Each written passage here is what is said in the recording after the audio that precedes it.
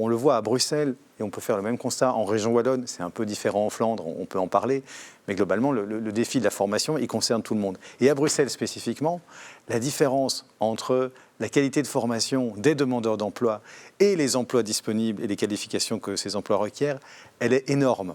Un seul chiffre, par exemple, que plus de la moitié des demandeurs d'emploi, ici à Bruxelles, n'ont pas plus haut qu'un diplôme de la deuxième partie de l'enseignement secondaire.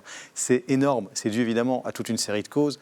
La qualité de l'enseignement en partie, le fait qu'il y a beaucoup de primo-arrivants qui ne bénéficient pas toujours d'une reconnaissance des diplômes, le fait qu'il y a une faiblesse dans toute une série de compétences qui sont jugées capitales pour une économie bruxelloise qui charrie des jobs souvent de très haut niveau. Et donc, tout l'enjeu pour Bruxelles, mais aussi pour les régions alentours, le taux d'emploi de la Wallonie est à peu près au même niveau que celui de Bruxelles, par exemple, c'est d'arriver à mieux faire correspondre, à mieux faire se matcher les besoins des entreprises et le niveau de qualification.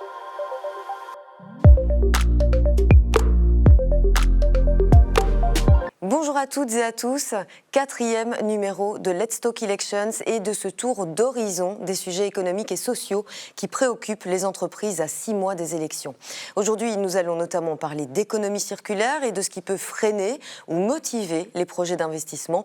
Vous le savez, pendant les semaines à venir, nous recevons, en collaboration avec la FEB, la Fédération des entreprises de Belgique, les présidents de partis francophones et néerlandophones.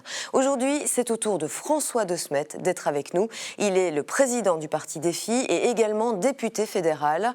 Face à lui, sur le plateau, Peter Timmermans, il est le CEO de la FEB.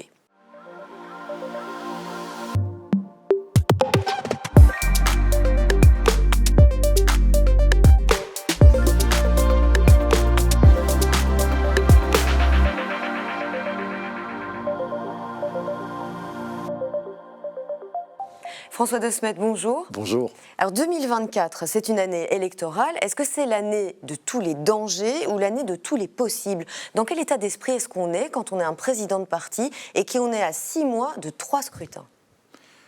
Dans toute crise potentielle, il y a une opportunité. Et le charme de votre question, c'est que les dangers et les opportunités ont la même racine.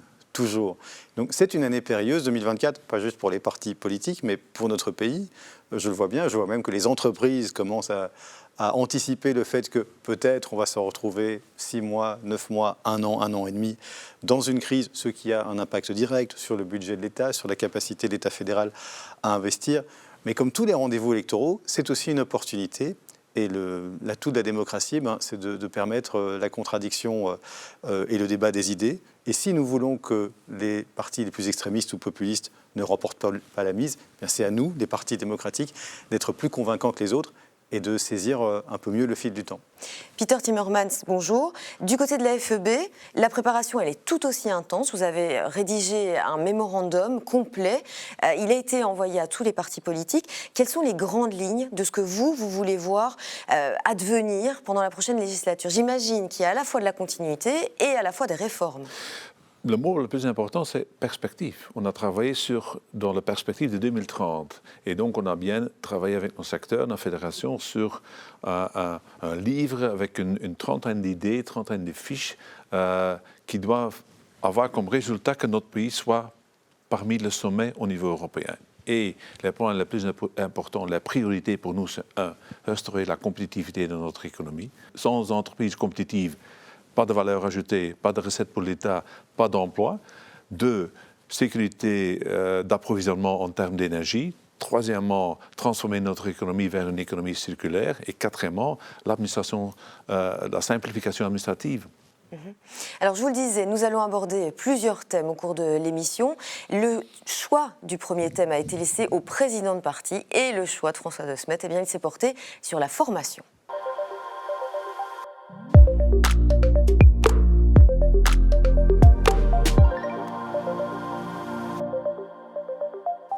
François De Smet, pourquoi avoir choisi ce thème de la formation? Parce que la formation, c'est la clé. Alors nous, chez Défi, on a quand même une expérience gouvernementale. Nous dirigeons à la région bruxelloise des secteurs de l'emploi et de la formation depuis bientôt 10 ans, avec Didier Gauzoin et puis à présent avec Bernard Clairfailly. Ça permet d'avoir je crois, un bilan qui est plus qu'honorable, mais aussi une expérience. Et clairement, on le voit à Bruxelles, et on peut faire le même constat en région wallonne, c'est un peu différent en Flandre, on peut en parler, mais globalement, le défi de la formation, il concerne tout le monde. Et à Bruxelles spécifiquement, la différence entre la qualité de formation des demandeurs d'emploi et les emplois disponibles et les qualifications que ces emplois requièrent, elle est énorme. Un seul chiffre, par exemple, que plus de la moitié des demandeurs d'emploi, ici à Bruxelles, n'ont pas plus haut qu'un diplôme de la deuxième partie de l'enseignement secondaire. C'est énorme, c'est dû évidemment à toute une série de causes. La qualité de l'enseignement en partie, le fait qu'il y a beaucoup de primo-arrivants qui ne bénéficient pas toujours d'une reconnaissance des diplômes, le fait qu'il y a une faiblesse dans toute une série de compétences qui sont jugées capitales pour une économie bruxelloise qui charrie des jobs souvent de très haut niveau. Et donc, tout l'enjeu pour Bruxelles, mais aussi pour les régions alentours, le taux d'emploi de la Wallonie est à peu près au même niveau que celui de Bruxelles, par exemple, c'est d'arriver à mieux faire correspondre, à mieux faire se matcher les besoins des entreprises et le niveau de qualification. Et donc, au lieu de job, job, job, comme dirait Charles Michel, il faut dire qualification, qualification, qualification, et tout investir là-dessus. Et c'est ce que nous essayons à notre niveau de faire depuis déjà quelques années. Eh bien, on va voir dans le détail alors ce que vous prévoyez de faire justement, puisque ce thème, bien évidemment, vous l'avez mis bien en évidence dans le programme de votre parti pour les prochaines élections. Et pour parler des objectifs des 5 années à venir pour Défi, eh bien, on va recevoir Caroline Do. Bonjour Caroline Do. Bonjour. Merci d'être avec nous. Alors vous êtes la chef de cabinet adjoint de Bernard Clairfailly, le ministre bruxellois de l'Emploi, de la formation professionnelle et de la transition numérique. Caroline Do, quelles sont les priorités, quels sont les enjeux pour Défi en matière de formation ? Je commencerai par un constat du Conseil supérieur de l'emploi. Aujourd'hui, 44% des travailleurs en Belgique bénéficient de la formation continue et on descend à 24% pour les travailleurs moins qualifiés. La formation continue, c'est de la responsabilité des entreprises en mobilisant les fonds sectoriels. Il convient aujourd'hui d'améliorer la veille sectorielle et l'analyse prospective pour identifier les besoins en termes de compétences, notamment liés aux transitions économiques et numériques. Le modèle danois est très inspirant à cet égard. En Belgique, aujourd'hui, on a une première pierre avec le droit individuel à la formation de 5 jours pour les travailleurs. Mais cette première pierre, elle doit vraiment se coupler avec un outil unique, regroupant l'entièreté des formations suivies par le citoyen tout au long de sa vie, tout au long de sa carrière, pour valoriser les compétences acquises. Les pouvoirs publics ont également leur responsabilité pour assurer la formation professionnelle des chercheurs d'emploi, et notamment des chercheurs d'emploi de plus longue durée qui ne bénéficient plus de la formation continue. Donc les grands enjeux, c'est de faire travailler les acteurs publics et les acteurs privés dans une vision commune pour identifier les besoins de main-d'œuvre de demain et que les mutations à l'œuvre sur le marché du travail, ce soient les opportunités des citoyens, des travailleurs et des entreprises. Merci Caroline Do d'avoir été avec nous et de nous avoir apporté toutes ces précisions. Alors Peter Timmermans, on va rebondir sur ce qui a été dit. Dans certaines entreprises, le constat il est très clair et d'ailleurs vous le disiez François De Smet, il y a un manque de personnel qualifié. Alors pour la FEB, il est clair qu'une partie de la solution, ça vient d'une réforme, d'un remaniement de l'enseignement et de la formation au niveau scolaire déjà et puis aussi au niveau universitaire et supérieur. C'est quoi les changements que vous voudriez implémenter ? Tout d'abord, je suis à 100% d'accord avec les propos de M. De Smet. L'enseignement, la formation est clé pour notre pays. Pour la toute simple raison, les étudiants d'aujourd'hui seront les managers de demain. Donc, pour nos entreprises, c'est extrêmement important de pouvoir faire appel à des jeunes bien formés sur base d'un enseignement de très, très haut niveau. Donc, il faut investir là-dedans, tout à fait d'accord. Deuxième élément que je voudrais quand même mettre en avant, les entreprises sont pour le moment surtout à la recherche de ce qu'on appelle des formations ou des personnes formées STEM, c'est-à-dire sciences, technologie, ingénierie, mathématiques. Et donc, il faut davantage, dans le cadre de l'enseignement secondaire, investir là-dedans. Et en ce qui concerne l'enseignement supérieur, encore une fois, recherche et développement est extrêmement important pour notre pays. Nous avons les cerveaux, nous n'avons pas de matière première, nous n'avons pas de fuel, nous n'avons pas de pétrole, nous n'avons pas de diamants dans notre sous-sol. Donc La seule chose dont on dispose, c'est nos cerveaux. Et donc, c'est extrêmement important d'investir davantage là-dedans. Et c'est la raison pour laquelle la FEB en fait également un élément important de son mémorandum pour les élections, la formation tout au long de la vie. François De Smet, vous, dans votre programme, vous abordez 8 thématiques autour de l'emploi et de la formation. Et vous voulez notamment une réforme de l'enseignement qualifiant, une formation en alternance qui soit différemment pensée. Et vous parlez aussi d'un statut qui est celui d'étudiant entrepreneur. Oui, vous parlez d'investir. Mais ce qui est fou, quand on regarde ce qui se fait entre la Belgique et d'autres pays de l'Union européenne, par exemple, c'est que la Belgique n'investit pas nécessairement moins dans son enseignement que d'autres pays. Et donc, le fait que nous soyons aussi mauvais, les francophones surtout, dans des tests PISA, alors que nous avons un financement qui est équivalent à des pays, par exemple, nordiques, veut bien dire que le problème, c'est l'organisation. Et donc, on en vient à la manière dont l'enseignement en alternance n'est pas assez bien organisé. La manière dont, vous parlez des compétences industrielles, mécaniques, mathématiques, mais il manque aussi autre chose, et c'est un lien direct avec votre question, c'est l'esprit d'entreprendre. Notre pays, et surtout nos deux régions, la Wallonie et Bruxelles, je reconnais qu'en Flandre, il y a un autre spirit là-dessus. On manque d'esprit d'entreprendre comme de pain. Et ça commence à l'école. Il n'y a pas assez à l'école de cours de codage. Il n'y a pas assez à l'école de cours où on vous met directement en lien avec la possibilité de créer une mini-entreprise, avec ne serait-ce qu'apprendre comment fonctionne un budget, comment fonctionnent les lois fiscales et sociales. Ça n'a l'air de rien. Mais le fait que si peu de jeunes, par exemple, aient envie de s'atteler à la création d'une entreprise alors qu'ils sont étudiants, c'est frappant. Il y a un statut en Belgique d'étudiant entrepreneur. Il est utilisé à 80% par des néerlandophones. Alors, tant mieux pour les néerlandophones, mais qu'est-ce que ça veut dire comme message pour nous, Wallons et Bruxellois, de voir qu'il y a si peu de jeunes francophones qui sont dans les universités ou les hautes écoles et qui se disent « tiens, je ferais bien une entreprise ». C'est une question de mentalité. C'est l'idée de se dire il est possible d'être créatif, de fonder quelque chose, même de se casser la figure et de recommencer. Là, il nous manque, on est très libéraux sur ce plan-là, même si on a une fibre sociale que d'autres partis libéraux n'ont peut-être pas, on croit qu'on manque d'esprit d'entreprendre très fortement. Et donc, en effet, simplifier le statut d'étudiant entrepreneur, amener dans le cursus scolaire tout ce qui peut aider à l'initiation de l'esprit d'entreprise, parce que vous n'êtes pas obligé d'entreprendre dans le privé. Quelqu'un qui arrive à créer une activité artistique, une activité associative, il entreprend aussi. Tout à fait mais d'accord. nous ne sommes pas assez des créateurs. Nous avons trop. J'ai géré toute une partie de ma vie un petit service d'aide en difficulté pour des jeunes. J'étais frappé de voir que les jeunes qui entraient dans notre local, en général, cherchaient au mieux une formation, le CPS. Peut-être quelque chose, mais pas de se dire tiens, comment je vais créer ma propre activité. Et donc les emplois d'aujourd'hui et les compétences pour les emplois d'aujourd'hui, c'est une chose, mais créer les emplois de demain en donnant le goût d'entreprendre, c'est tout aussi important. Peter Timmermans, je vois que vraiment que vous voulez réagir. Oui. Je trouve que la culture, c'est une chose, mais je pense qu'on peut la changer en introduisant quelques éléments dans l'enseignement secondaire. Par exemple, quelqu'un qui quitte à 18 ans l'école secondaire, il doit savoir qu'est-ce que fait une banque? Comment ouvrir un compte en banque? Ça veut dire quoi? Acheter des produits avec une certaine réduction. Récemment, j'étais avec des jeunes et je leur posais la question, vous allez acheter un produit à 100 € et vous avez droit à une réduction de 10%. Ça représente combien? Ils ont tous pris leur smartphone pour calculer le pourcentage. 10%, c'est facile. C'est ça. Donc, quelques skills de base. Ouais. Le codage, par exemple, l'apprentissage, vraiment de la gestion du budget. Doit figurer dans le programme au niveau secondaire. Il y a une autre chose dont on doit parler, c'est vraiment la formation continue. Donc ça, on sait qu'elle est essentielle aujourd'hui, elle est déjà présente en entreprise, mais Peter Timmermans, il manque quand même certaines aides, selon vous, pour arriver à faire un meilleur travail. Deux choses. Le gouvernement Vivaldi a voté le droit individuel à la formation de 5 jours. C'est une connerie.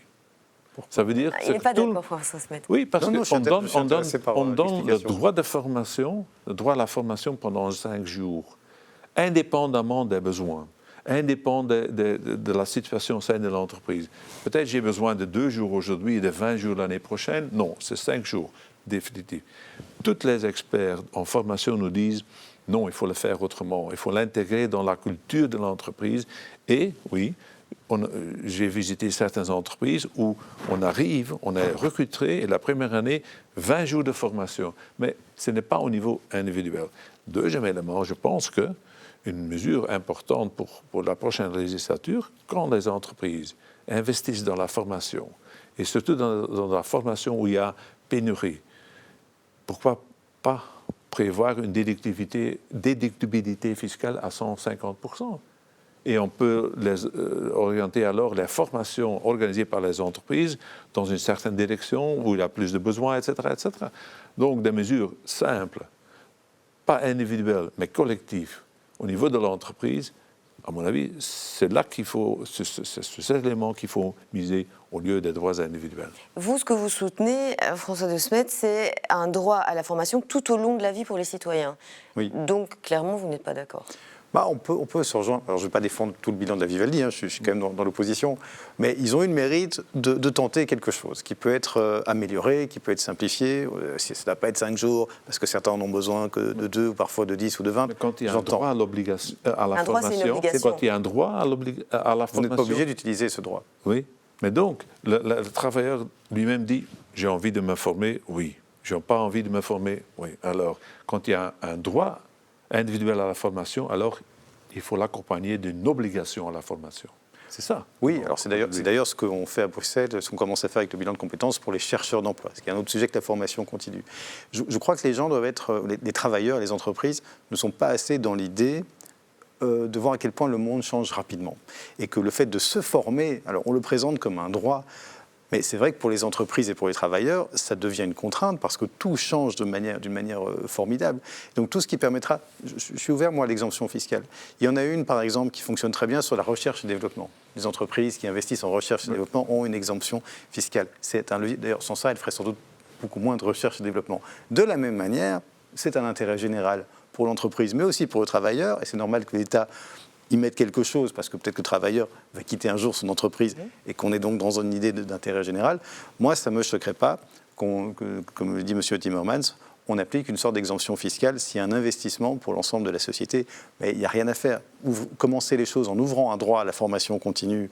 Nous, on le prend sur l'idée d'un sac à dos qu'on a tout au long de sa vie et qui peut être de 24 heures par an. On peut discuter des modalités, mais si on arrivait à conscientiser déjà les travailleurs qui ne s'en rendent pas tous compte, que c'est leur intérêt de se former tout le long, dans un monde, rien que l'intelligence artificielle, combien d'emplois l'intelligence artificielle va détruire et créer, on a besoin de s'adapter en permanence. L'idée du sac à dos, c'est une bonne idée. Et aujourd'hui, on parle de Federal Learning Account. Mais le Federal Learning Account, pour le moment, c'est pas l'idée. C'est une application, oui, je précise pour les l'idée, c'est de sac à dos. J'ai droit à autant de jours de formation tout au long de ma vie. Mais c'est devenu plus un outil de contrôle et de paperasserie administrative qu'un vrai outil de formation. Et donc, c'est ça qui compte pour moi. Un sac à dos, quelques jours de formation, de semaines, etc., tout au long de la vie pour se former, en soi, c'est une très bonne idée. Alors on va passer après ces travailleurs qui ont besoin justement de formation continue, on va parler d'autres travailleurs. Il y a ceux qui demandent de l'emploi, ceux qui sont demandeurs d'emploi, ceux qui sont inactifs. Ces gens-là, Peter Timmermans, vous dites, nous les entreprises, on en a besoin et on veut modifier clairement l'offre de formation actuelle en Belgique. Qu'est-ce qu'on peut aussi trouver comme autre moyen pour motiver à se reconvertir ? Tout d'abord, on aura besoin de tout le monde à l'avenir. À cause du vieillissement, vous savez qu'en moyenne, 100 personnes quittent le marché du travail chaque année, 82 arrivent sur le marché du travail. Donc, à terme, on aura un problème. Et donc, les pénuries seront toujours présentes dans les années à venir. Donc, tout le monde qui peut travailler, on doit les encourager à aller travailler. Et on doit encourager les plus âgés à rester. Les demandeurs d'emploi, donc, la politique d'activation au niveau régional extrêmement important. 2, il y a un groupe de personnes malades de longue durée et autres. Il faut trouver un moyen pour qu'ils puissent s'intégrer de nouveau dans le marché du travail. Extrêmement compliqué, peut-être on va en parler plus tard, mais compliqué parce que qui est malade, qui n'est pas malade, donc compliqué. Et troisièmement, probablement, à terme, on aura besoin d'une forme de migration intelligente. Parce que, justement, si on ne fait pas cela, les entreprises vont peut-être se déplacer ailleurs. On part vers ce qui se passe au Canada, par exemple. Oui. Et donc, c'est sur ces trois éléments-là que la région, d'un côté, et le fédéral doivent collaborer dès le début de la prochaine législature. Brièvement, une réaction. Les deux ne sont pas incompatibles. Vous pouvez activer. Nous, à Bruxelles, on a installé le bilan de compétences. Il faut un élément de contrainte, pas selon nous sur la fin des allocations de chômage, mais sur le fait qu'un demandeur d'emploi doit se former. Et nous, on met comme compétences en avant les langues, le numérique, les compétences professionnelles qui sont l'objet du bilan de compétences. Parce que ce sont des compétences polyvalentes. Dans un monde qui change, théoriquement, un demandeur d'emploi qui parle plusieurs langues et qui maîtrise le numérique a beaucoup plus de chances de s'en sortir. Deux, moi je crois aussi, et je n'oppose pas les deux, qu'une forme de migration économique mieux organisée, avec des visas de travail ciblés sur des compétences dont nous avons besoin et qui complètent notre marché de l'emploi avec des employeurs qui ne demandent pas mieux que de trouver une main-d'œuvre qu'elles n'ont pas, ça peut compléter les choses. Je dis ça parce que d'autres partis vont vous dire non, il faut d'abord transformer tous les demandeurs d'emploi en chauffeurs des tech ou de lane et puis seulement.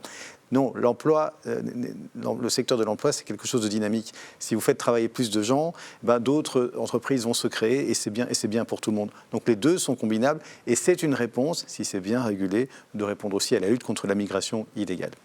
Merci. Alors, on va passer au deuxième thème de l'émission et vous allez voir, c'est tout aussi passionnant. On va parler d'un secteur qui est en plein développement. Là aussi, il y aura des emplois à la clé et certainement un besoin de formation. Il s'agit de l'économie circulaire.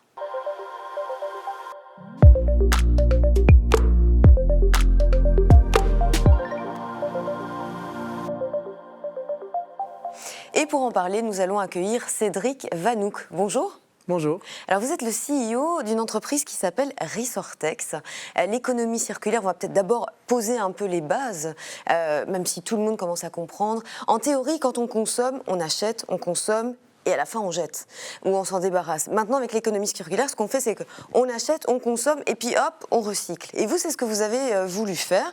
Et vous avez une formation d'ingénieur. Vous êtes dans un secteur qui est assez particulier, vous avez choisi le secteur de la mode et vous avez créé un fil magique qui permet de mieux recycler les vêtements. Là, quand même, je voudrais que vous nous en disiez plus. Ok.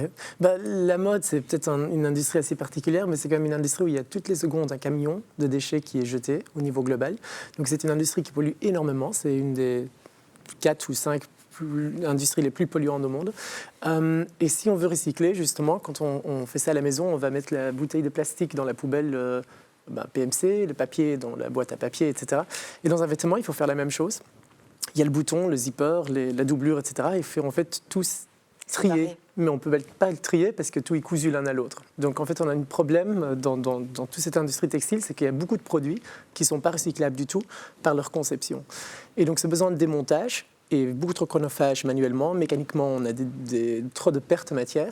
Et donc on a solutionné ça avec Resortex, avec une solution avec un fil magique, mais une solution qui est donc automatique, dans laquelle on peut coudre des vêtements avec des fils thermofusibles sur des machines existantes, à les rapidités comme on veut, on peut repasser et laver. De l'autre côté, on a des machines qui permettent de démonter ces vêtements et donc d'éliminer tous ces perturbateurs de recyclage et de garder juste le tissu et pouvoir l'envoyer au recycleur qui peut finalement enfin traiter cette matière et la réinjecter dans cette industrie du textile. Oui, parce que jusqu'à présent, c'est seulement 10%, si je ne me trompe pas, des vêtements qui sont recyclés.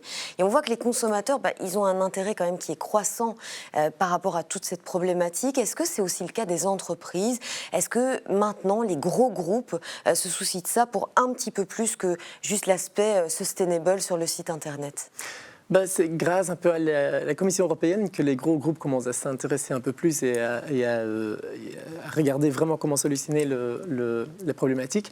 Parce que justement, il y a plein de directives et plein de lois qui viennent dans notre direction et qui exigent par exemple d'avoir un certain pourcentage de matière recyclée dans les vêtements, d'avoir des vêtements qui sont éco-conçus, d'avoir des vêtements pour lesquels on est responsable jusqu'à la fin de vie. Et tout ça, ça nécessite de changer en fait la conception du produit pour pouvoir justement répondre à ces lois-là. Peter Timmermans, on est leader en fait, on est avant-gardiste en Belgique en matière d'économie circulaire. C'est pas juste une affaire de mode, c'est beaucoup plus que ça chez nous, au sens propre comme au figuré. Comment est-ce qu'on fait ? Il y a un plan d'action fédéral. Comment est-ce qu'on fait pour aller encore au-delà et conserver ce leadership ? D'abord, je voudrais citer un chiffre. 80% des déchets sont recyclés en Belgique. Nous sommes leaders mondiaux à ce niveau-là. Ça veut dire qu'encore faire mieux, ça doit être notre objectif, mais ça devient de plus en plus difficile, mais ça doit être notre objectif. D'où, dans notre programme pour les élections, la priorité est sur l'économie circulaire. Il existe une plateforme intra-belge, parce qu'il faut bien savoir. Je vais vous donner un exemple. Les gobelets à usage unique. La Flandre a décidé au niveau fédéral, on a décidé autre chose. Donc, pour les organisateurs des festivals, c'est peu clair ce qu'il faut faire. Donc, on aura besoin de cette plateforme intra-belge. Ça existe, mais ça ne fonctionne pas très bien. Donc, première chose à faire, redynamiser cette plateforme pour qu'il y ait une certaine coordination, parce que les matières ou les compétences sont réparties entre le fédéral et les régions. Deuxièmement, quand même bien suivre ce qui se passe au niveau européen. Un autre exemple, l'indice de réparabilité, on vient de l'introduire en Belgique. Ils sont en train d'en discuter au niveau européen. Probablement, la décision européenne sera différente de la décision belge. Donc, nos entreprises sont obligées de l'appliquer aujourd'hui, dans un an, dans un an et demi, sans savoir ce qui va arriver. Donc, pas de ce qu'on appelle pas de gold plating. Attendons ce que l'Europe décide, parce que c'est une matière éminemment à organiser, je dirais, ou une discussion, ou un sujet éminemment européen. Attendons ce qui est décidé là-bas. Ouais. François Desmet, vous proposez dans votre programme la création d'un label économie circulaire. Et ce que vous voulez aussi, c'est plus d'économie circulaire au sein des marchés publics. Oui.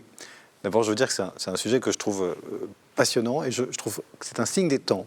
Une organisation comme la FEB en fasse un thème fort, alors qu'on pourrait ne pas nécessairement l'attendre là, ou qu'un parti qui se veut libéral comme le nôtre mette aussi l'économie circulaire en avant. C'est vraiment le signe qu'on est en train de passer d'une économie axée sur une mondialisation axée elle-même sur le pétrole et des éléments et des ressources qui étaient abondantes, qui ne le sont plus et qui nous forcent à penser autrement. Pas juste pour sauver le climat d'ailleurs, parce que de toute façon les ressources dont nous parlons, le pétrole, le charbon, le gaz, sont en train de disparaître. Et donc c'est l'imagination au pouvoir, c'est le recyclage et je trouve ça très bien que l'économie libérale prenne ça en main. Alors effectivement, il faut une série de mesures pour encourager l'économie circulaire. Ça pourrait passer par exemple par une série de mesures fiscales intéressantes pour tous les gens qui réparent des biens, pour encourager toute la filière des gens qui peuvent faire en sorte qu'un bien électroménager, des vêtements, n'importe quoi, puisse travailler de manière plus favorable. Ce sont des filières à encourager en termes de formation, on ne va pas en reparler, mais aussi en termes fiscaux, en termes d'existence d'un label, parce que là, typiquement, c'est le consommateur qui fera la différence. C'est le consommateur qui, à un moment, choisira d'associer un choix esthétique utilitaire avec un choix de consommation responsable. Or, le consommateur, comme les lecteurs, est souvent contradictoire. Et donc, il faut pouvoir l'aider en lui donnant des choix clairs. Cédric Vanouk, vous, votre activité, elle est assez spécifique et justement, ça s'adresse à un marché mondial, global. Est-ce qu'il est facile, quand on est un entrepreneur belge, de prendre ce type de marché d'assaut ou bien est-ce qu'on va être bloqué à un certain moment, comme disait Peter Timmermans, par les aspects législatifs, par des directives ou des choses qui ne sont pas encore appliquées ici ? La non-clarté dans les directives, c'est surtout au niveau... c'est une industrie européenne ou mondiale, donc avoir une clarté ou un level playing field européen au minimum, et si possible global, c'est crucial. Petite entreprise comme la nôtre qui est innovante et qui essaye de justement rentrer dans ce marché avec une technologie révolutionnaire, ça, pour nous, les changements, ça nous aide. C'est ça qui permet justement de trouver des angles d'attaque. Est-ce qu'on a un focus local? Pas du tout. On n'a pratiquement pas de clients belges parce que justement, il y a très peu d'entreprises belges qui travaillent au niveau dont certaines marques autres européennes, dans la fast fashion ou dans le sportswear. D'accord. Peter Timmermans, ces réglementations, ces directives, vous en parlez dans le mémorandum. Ce que vous dites, c'est d'abord, il faut qu'elles soient prises plus rapidement et de façon aussi plus cohérente. C'est vrai. Nous devons bien savoir que nous sommes une petite économie ouverte. Ça veut dire que notre richesse interne dépend dans une très large mesure de notre capacité de pouvoir exporter nos produits. D'où la raison pour laquelle nous disons l'économie circulaire, pour nous, ça va devenir un produit d'exportation. Et lors des missions économiques princières, par exemple, pourquoi pas mettre en avant ce thème, cet atout de notre pays, des entreprises comme la vôtre, nous devons promouvoir la technologie que vous avez développée pour dire au reste du monde, venez en Belgique, venez vous inspirer ici. C'est ça qui doit être notre motivation. Et pour cela, on a besoin vraiment d'une législation cohérente au niveau européen, avec un level playing field, pour éviter des distorsions. Et deux, une transposition assez rapide en Belgique de cette loi et pas aller au-delà, parce qu'alors, ça devient très compliqué pour les entreprises. Et, intra-belge, une certaine coordination entre les régions et les fédérales, parce qu'autrement, comme je viens de donner l'exemple tout à l'heure, ça devient ingérable au niveau de l'entreprise.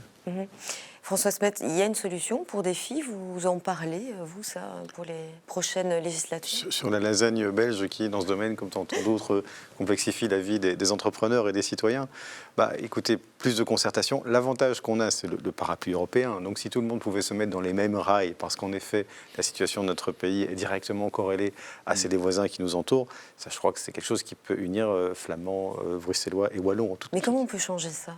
Avec de la bonne volonté, en nouant des accords de coopération là où c'est nécessaire avec nos voisins, en commerçant mieux et en utilisant aussi davantage la main-d'œuvre des autres régions, parce que ça aussi, ça joue. Et ça permet de meilleure collaboration et que les idées circulent mieux. Cédric Vanouk, une société comme la vôtre, on a compris que vous avez mis quelque chose de révolutionnaire au point. En tout cas, ça n'existait pas du tout avant. Donc ça vient vraiment, comme disait Peter Timmermans, ce qu'on a comme force en Belgique, c'est le cerveau, quoi. C'est ce qu'on a à l'intérieur du cerveau. Ça s'appelle la recherche et le développement. Alors en Belgique, il y a des aides pour ça. Est-ce que si vous aviez le pouvoir d'aller hacker l'agenda politique, est-ce que vous iriez inscrire quelque chose en plus pour que la recherche et le développement, ça fonctionne encore mieux? Je pense qu'en Belgique, il y a en fait beaucoup d'aides, surtout si on compare ça avec le reste de l'Europe, pour la recherche primaire, si je peux dire comme ça, donc le début validé des principes, etc. On a des VLAIO, des Innoviris, qui nous permettent de faire ça. Une fois qu'on veut vraiment aller scaler la solution, c'est là où on commence à voir que la Belgique n'arrive plus à suivre. Donc vraiment commencer à faire quelque chose, donner une plateforme sur laquelle on peut tester des choses, ça va. Mais c'est où il faut vraiment aller prendre l'essor et vraiment internationaliser, où là il y a le budget qui manque et le support qui manque. Donc je changerai des choses sur ce niveau-là. Peter Timmermans. Un message très clair. Nous avons des incidents fiscaux importants soutenant la recherche et le développement. N'y touchons pas. Ces dernières années, j'ai entendu beaucoup d'initiatives. Oui, il faut couper ça, il faut amender cela. Non. Le cerveau est extrêmement important. La recherche et le développement est extrêmement important. Nos incitants fiscaux, ça fonctionne bien. C'est apprécié par le monde des entreprises. Ne changeons pas ça. Une mesure très importante de ne pas prendre une mesure d'aménagement de ce type de mesure. Je sais que vous avez quelque chose à dire là-dessus. Tout à l'heure, vous en avez déjà parlé en début de débat. Oui, alors, oui, il faut garder ces incitants. Deux, sans ces incitants, les entreprises ne font pas elles-mêmes de recherche au développement, donc c'est essentiel. Et une dernière chose, dans tous les plans wallons, Marshall, Point Vert, Point 2, Point 0, Point Edzovort, les seules choses qui ont réellement marché, ce sont les pôles de compétitivité. C'est quand vous mettez sur une même surface des startups, des entreprises, des universités, que vous faites de la recherche au développement et que vous spécialisez des territoires. C'est la bonne direction. Vous êtes d'accord, évidemment? D'accord. Cédric Vanouk, vous, ça vous semble être une direction dans laquelle on peut aller pour continuer justement la recherche et le développement? On sait qu'on est quand même bien classé en Belgique, on consacre une bonne partie du PIB à ça, mais est-ce que vous, il y a d'autres mesures que vous aimeriez développer? Au niveau des études aussi, peut-être de la formation? Je dis vraiment sur l'internationalisation. Pour moi, c'est vraiment ça. Au niveau d'études, avoir quelque chose de beaucoup plus international, avoir beaucoup plus de collaboration, des pôles justement où on combine société, université, etc. Mais pas que au niveau local. On a tendance en Belgique de séparer tout en petits morceaux à tel point que ça devient ingérable et que je pense qu'il faut refédéraliser plein de points, surtout si on veut être compétitif dans une économie circulaire. Si on va continuer à faire A d'un côté, B de l'autre côté, on ne va jamais y arriver.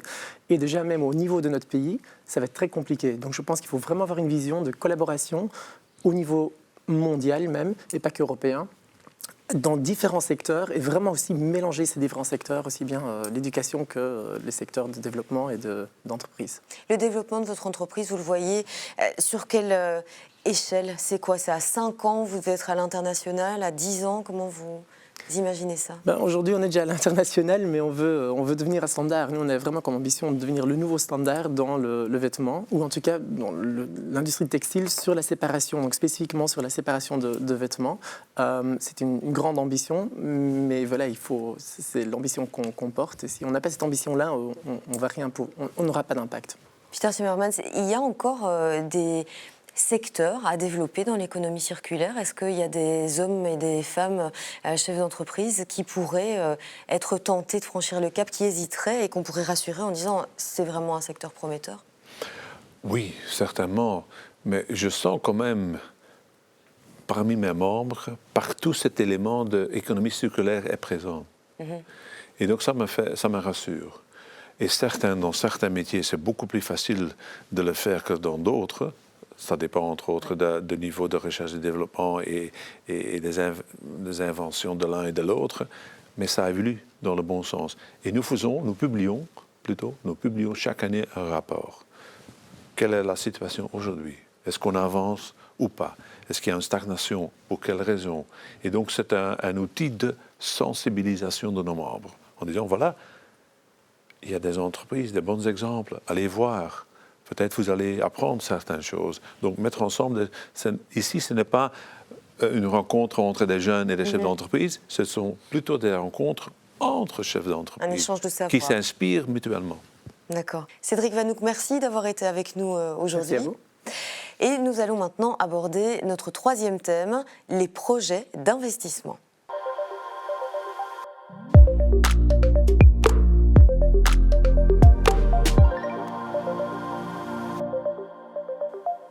Moins d'embouteillages, de meilleures routes, plus d'espaces verts ou encore l'inversion du réchauffement climatique, eh bien ces envies, nous les partageons tous. Pas facile pour autant de faire avancer certains projets, blocage, incompréhension entre citoyens, entreprises ou encore pouvoir public et parfois c'est l'impasse. Alors pour mieux comprendre les freins aux projets d'investissement, nous allons faire le point avec Harry Vanou. Bonjour, vous êtes Executive Manager à la FEB. Alors comment améliorer la situation ? Ce ne sera pas facile, mais la volonté est là. Et certaines mesures positives ont déjà été adoptées. Par exemple, l'accélération des procédures d'octroi de permis de l'Union européenne pour les projets dans le domaine des énergies renouvelables ou la réforme fédérale de la procédure du Conseil d'État. Il reste cependant beaucoup à faire. Des mesures supplémentaires sont encore nécessaires pour accélérer la transition durable. La FEB en dénombre principalement 3. Les pouvoirs publics doivent encore accroître leurs efforts d'investissement pour permettre des investissements substantiels dans des infrastructures favorisant la croissance, le verdissement et la digitalisation. Les autorités devraient investir au minimum à hauteur de 5% du PIB. Deuxièmement, bon nombre de ces investissements, tant publics que privés, ne peuvent être réalisés sans autorisation. Et c'est là que le bas blesse. L'actuel processus d'octroi des permis est fastidieux, incertain et peut souvent faire l'objet de contestations avec tous les contretemps et reports que cela implique. C'est pourquoi il est essentiel d'améliorer les procédures pour la délivrance des permis au niveau fédéral et régional afin qu'elles puissent être menées à bien dans un délai raisonnable. Concernant les projets d'investissement d'importance stratégique nationale, la FEB propose de mettre en place une procédure d'approbation accélérée distincte et efficace. Troisièmement, au niveau européen, également, l'obtention d'un permis doit être un moteur de changement et non un obstacle. Notre pays doit anticiper de manière plus proactive les initiatives législatives européennes qui facilitent l'octroi et le maintien des autorisations. L'initiative de la Commission européenne visant à accélérer et à faciliter les procédures de délivrance de permis pour les renouvelables est un bon exemple. Enfin, nous devons réagir plus fermement contre les initiatives qui retardent l'octroi d'autorisation. Merci beaucoup, Harry Vanou, d'avoir été avec nous. Peter Timmermans, on va rebondir sur ce qu'Harry Vanou vient de nous dire. Vous demandez au pouvoir public d'accroître l'effort en matière d'investissement. Quelles sont les propositions concrètes de la FEB ? Il y en a plusieurs. On a introduit beaucoup d'idées lors du relancement du plan d'investissement du gouvernement fédéral et les gouvernements régionaux, récemment approuvé par la Commission européenne. Mais je voudrais quand même en citer deux, à mon avis, très importants. Un, l'isolation de nos bâtiments. C'est un win-win pour tout le monde. C'est un win écologique. C'est un win au niveau de l'emploi, c'est un win au niveau d'investissement et donc en faveur, je dirais, d'un secteur comme par exemple le secteur de la construction. Deuxièmement, en termes de mobilité, nous avons publié un plan Railroad 2030 parce qu'il faut vraiment investir davantage dans le transport en commun et spécialement le transport ferroviaire. Et si on mise sur ces deux secteurs déjà, la mobilité d'un côté et l'écologie de l'autre côté, ça serait bénéfique pour l'économie, pour notre pays et pour le budget de l'État. Et comment pouvons-nous le faire? Là, il y a un projet très concret, une proposition très concrète de la FEB, ce que nous appelons le PPP, la participation privée-publique. C'est la collaboration entre le secteur privé et le secteur public. Vous en pensez quoi justement de cette collaboration privée-publique ? Je suis d'accord, surtout pour des projets qui nécessitent des temps de gestation qui dépassent la vie d'un gouvernement et qui ont besoin donc d'être mis en place pour rassurer aussi des entreprises qui veulent bien y aller. Deux exemples.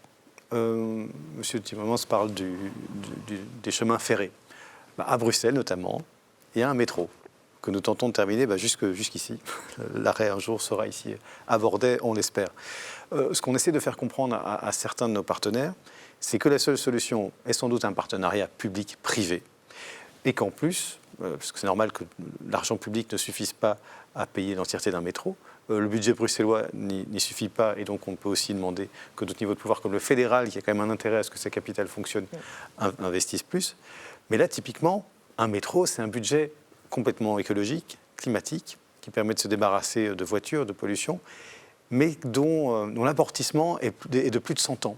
Et donc on a besoin de gouvernements qui s'engagent sur plusieurs générations, ce qui n'est pas simple. Et un deuxième exemple, très simple, qui est aussi climatique, c'est le nucléaire. On sort d'une législature de tergiversation sans fin sur le nucléaire. Il a fallu une énergie folle, sans mauvais jeu de mots, pour prolonger 2 réacteurs. Le problème, c'est que quand vous mettez à la place d'Engie ou d'autres industriels, et que vous avez face à vous des États comme la Belgique, la France et d'autres, qui, pour des raisons politiques, tous les 4 ou 5 ans, sont capables de changer complètement de stratégie. Comment on fait pour développer une stratégie nucléaire sur 25 ans, ce qui est le temps de gestation d'une génération de centrales? On n'y arrive pas. Et donc, le partenariat public-privé, mais qui engage ses pouvoirs publics sur 20 ou 30 ans, et qui donne aussi un horizon aux partenaires privés, qui ne doivent pas se dire « oulala, mais si tel parti arrive au pouvoir après-demain, c'en est fini du métro ou c'en est fini des centrales nucléaires », ça c'est utile parce que ça cadre les choses dans le temps. L'autre volet, je le vois notamment sur les permis d'urbanisme. On reçoit des mémorandums non seulement de la FEB, mais de l'Ordre des architectes, et qui s'est plaint spécifiquement, c'est leur première revendication, c'est très frappant, dans des régions comme Bruxelles, il faut 2 ans pour un permis d'urbanisme, à cause de la lenteur administrative et du trop-plein d'interventions administratives.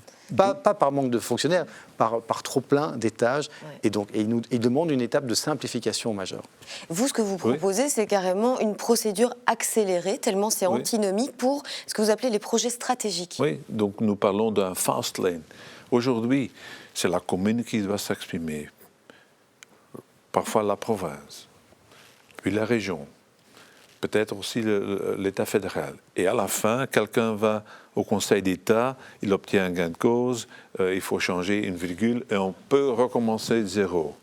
Comment voulez-vous qu'une entreprise qui veut s'investir là-dedans, qui dit, voilà, ok, j'ai mon projet, mais je dois attendre 7, 8, 9, 10 ans pour pouvoir commencer, alors votre projet est obsolète.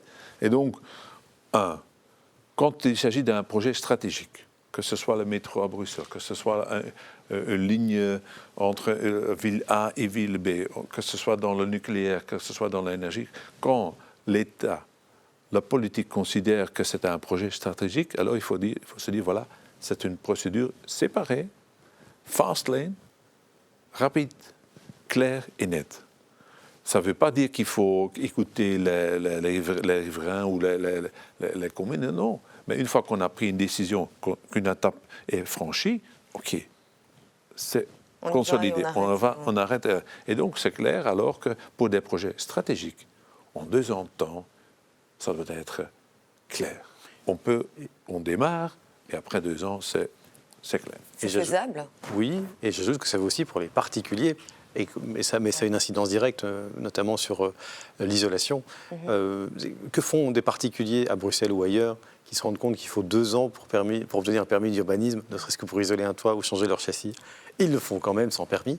Et après, le jour où le bien est vendu, il y a une procédure de régularisation qui va encore encombrer les choses. Et ça ralentit en plus un secteur qui est en pleine croissance, qui manque aussi de main-d'œuvre, ceci dit. Isoler des bâtiments, tout le monde est d'accord, et les différentes régions donnent des primes, mais on manque de gens, et on revient au premier thème, d'attraction. C'est un métier d'avenir. Ouais. C'est un métier d'avenir, oui, bien sûr, d'isoler des toits, de placer des châssis, de placer des pompes à chaleur, ça, il y a du boulot pour 30 ans sans problème. Mais si l'État ne suit pas, notamment en simplifiant les procédures administratives, on va rater, sans mauvais jeu de mots, le train climatique et le train de l'emploi, et c'est dommage. Peter Timmermans, on va parler d'autre chose qui prend aussi beaucoup de temps et qui a tendance à traîner en Belgique, alors que ce n'est pas le cas forcément à l'étranger, c'est le numérique. On n'est pas forcément au même niveau que nos voisins, notamment en matière de 5G. Alors on ne va même pas parler de la 6G, parce que là, c'est encore plus en retard, mais quel progrès est-ce qu'on doit encore faire? Justement, nous devons parler du 6G. Parce que c'est l'avenir. Et je ne veux pas que la saga ou l'histoire se répète sur le 5G. Depuis un certain temps, depuis des années, on en parle. Et Bruxelles est quand même la capitale de l'Europe.